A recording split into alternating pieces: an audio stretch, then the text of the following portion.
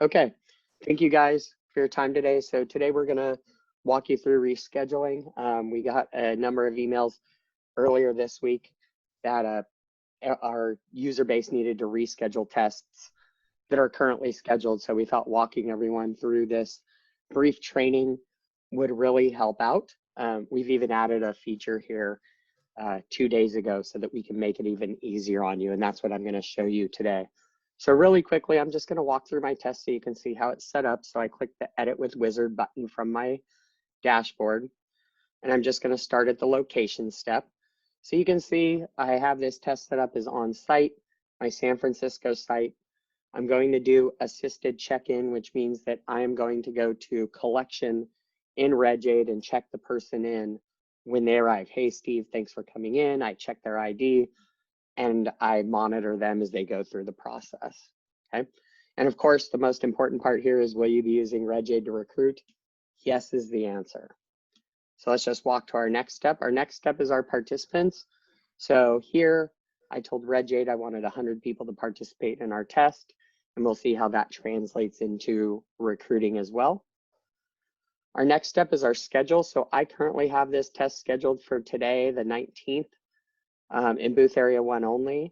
And for those of you who haven't seen or don't use recruiting, you can see that you have all of these sessions scheduled, right? So I have a 1 o'clock session, 2:15 session, so on and so forth. And you'll see the seats controls how many people can recruit themselves for any one session. So no more than 10 people in this test can be recruited for any one session within the application, okay? The next step is recruiting. So here you can see I have my recruiting and I have this original campaign. So I'm gonna go ahead and I'm gonna view this campaign and just walk you guys through it really quickly.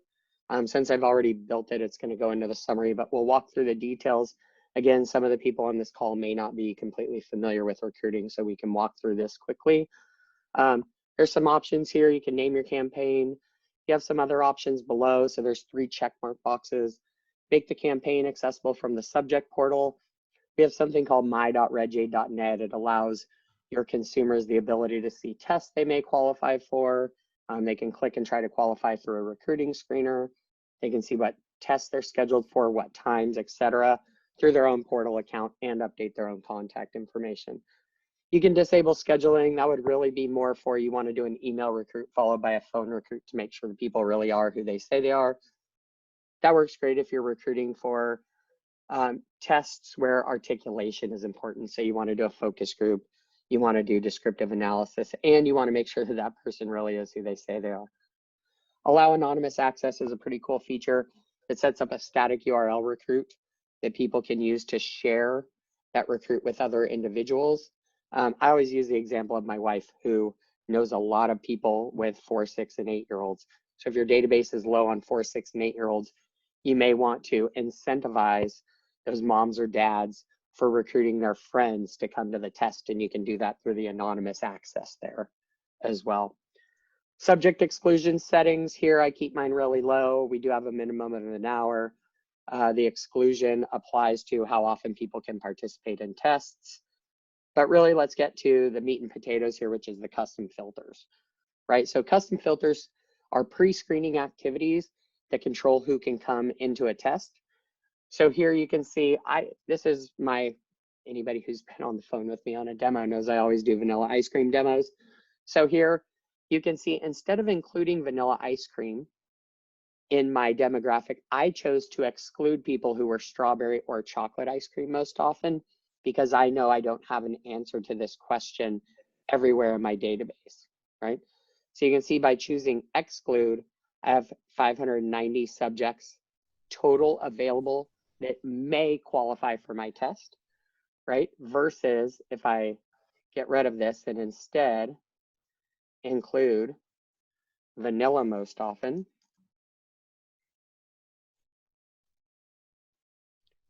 you'll see that I only have 527 subjects who may qualify, right? So you can see the difference there between include or exclude. Both require there to be, include requires that you have an ice cream flavor most often, and ice cream flavor most often is vanilla. Exclude means you can have a blank answer or you do not have chocolate or strawberry as your ice cream flavor most often. Okay, and we'll go to this linked campaign here shortly. I set up some quotas for my test. So you can see here, sorry, I'll try to scroll down a little bit. I have ice cream brand most often, Blue Bunny, Breyers, Dryers, and store brand. Now, the way Red Jade works, I'm looking for 130 people total. Here, you'll notice that I have 50 to 70 Dryers people, sorry, Dryers with a D people. Red Jade would never actually let me recruit 70 Dryers individuals. That's because it would not let me meet the minimum quotas for store brand, Breyers, and Blue Bunny. That total is 75. 75 plus 70 is more than 130, so it would never let me recruit that. It would actually stop me at 55 Dryers people in order to meet my minimum ice cream brand most often. You can see that I also built this nested quota of heavy, medium, and light usage. And that heavy, medium, and light usage is broken off of each brand, and you can, of course, customize each of these as well. I chose not to for the sake of time. Okay.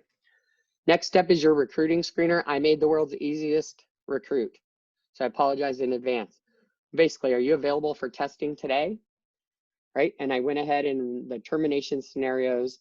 I said, hey, if you are not available today, then I'm going to terminate you, right? So if they say no, they'll be terminated.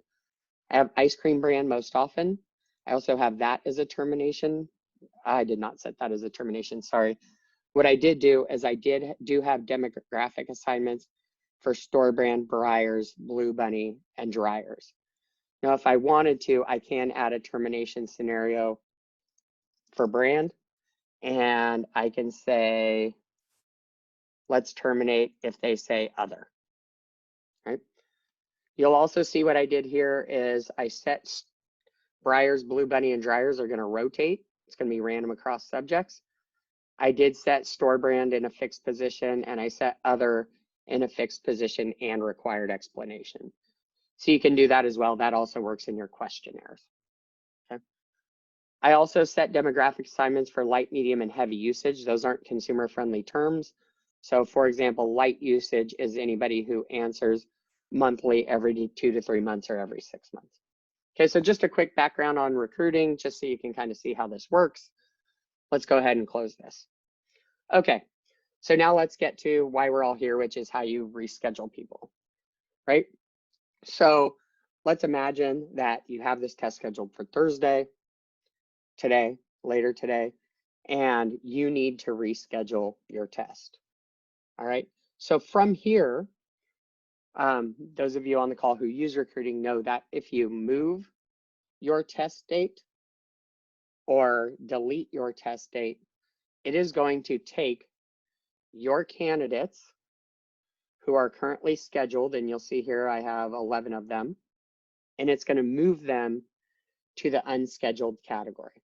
Okay, there's a couple of different ways that you can approach this, right? So first, what you're going to want to do is you're probably going to want to download your scheduled people just so you have a backup. You can click the little dots and download, or you can click on reports and download the report. Okay, the other thing you can do here is you can also email everyone. So you can select everyone by clicking on the 100 here. You can select everybody, and you can email them and say, hey, we're going to send you an email with new test dates. That's one way you can do it. Or the way that we think works better is you can go into this confirmation emails. You can add a confirmation email, and you can say, when the subject becomes unscheduled, I want to send them an email. Vanilla ice cream test moving to Saturday, whatever Saturday is, March 21st, right? Say, be on the lookout for an email to reschedule your session time to Saturday, May 21st. We apologize for the inconvenience. This is the best I've ever typed while people are watching. Okay, so there you go, right? So you have this scheduled and you click submit. Now what's going to happen is I am going to go back to my summary page. I'm going to go back to my test wizard. And I am going to now click on my schedule, and I'm going to delete my test date. So let's go ahead. Let's delete our test date. Yes, we're going to delete our reservation. And you'll notice that if I go back to my campaign, my candidates, nobody's scheduled anymore. Everybody is unscheduled, and Rescheduling will have sent a confirmation email out to these people. Okay. Our second step is going to be to reschedule these people for the new date. Now, our confirmation email may say, hey, testing suspended until at least April 17th. It can say whatever you want it to say, right? But let's imagine we're just rescheduling our test date. So I can click recruiting. I'm going to go ahead and I am going to create a new campaign here. So I click create campaign. So Steve, you want to step back and create the new sessions first. Oh, thank you. Sorry. See, that's why I have Chris on the phone. As you all know, Chris is my conscience here. All right, so let's go back to my campaign really quickly and create our new session times. So we'll go ahead, we'll move our test to Saturday. Booth area 1, we'll just block off some time. We'll do this quickly and we'll set up a couple sessions. We're not.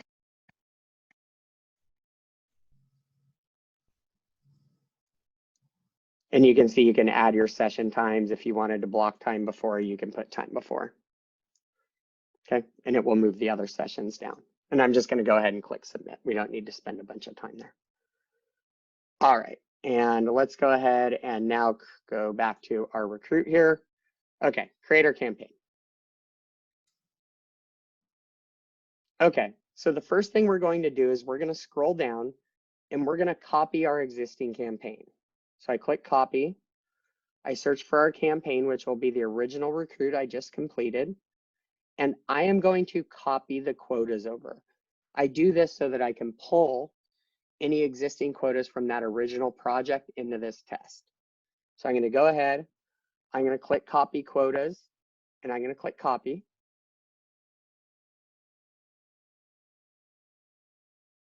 And that's going to copy everything in. I'm going to go back to details and finalize a couple of the details in here. Right, so AM, PM, I'm going to double check my exclusion settings.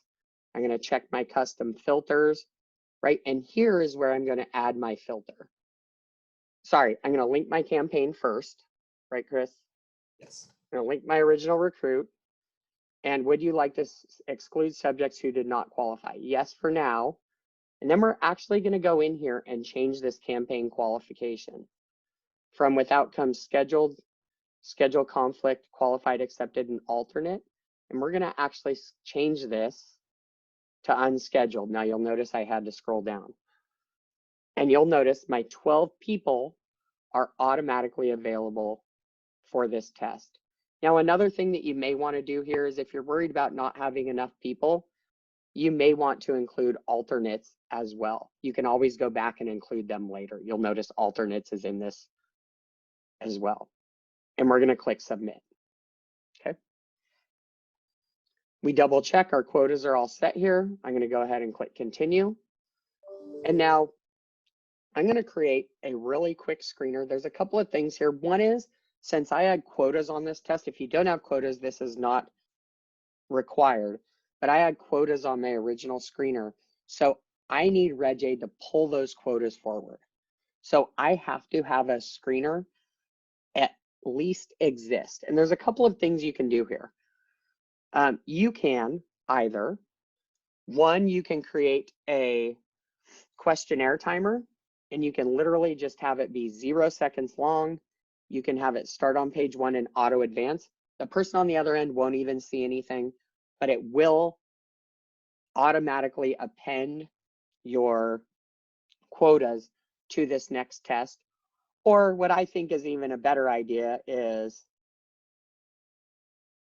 are you available for the new test dates on March 21st, right? And yes and no. And here we can go ahead and we can add a scenario, a termination scenario, and just say if they say no. So there's a couple of different ways to do it. This is completely up to you, right? And we'll click save and we'll close this. Okay, so we're finished. We can go ahead and we can begin recruiting. Now you'll notice all you're going to do here, that was just warning me that I don't have my campaign automatic. I don't have quotas set in my screener, which I don't need because I'm recruiting people who have already been recruited. And you'll notice that my candidates, under possible subjects, I have the 12 people that were available here, right? Now I can easily set up an email blast and it will only blast to those 12 individuals, right? I can do that here. Instead, in this case, I'm just going to recruit somebody. So I can click on a possible subject. Now this is going to go through what we call the call loop. This is mimicking calling somebody. But you would click here. You can say, yes, I'm available for the new test dates. I click next. And then they can choose from those new Saturday, March 21st test dates. Okay. So these people are now recruited. And you'll see this person exists and their quotas have been pulled through to this new recruiting campaign. Okay, so we've greatly simplified the ability to reschedule tests and unschedule tests. This was a quick overview of that process. Again, I will be posting this to our support channel in the next hour or so. If anybody has any questions, I am going to take everyone off mute. Chris, do you have anything to add before I do that?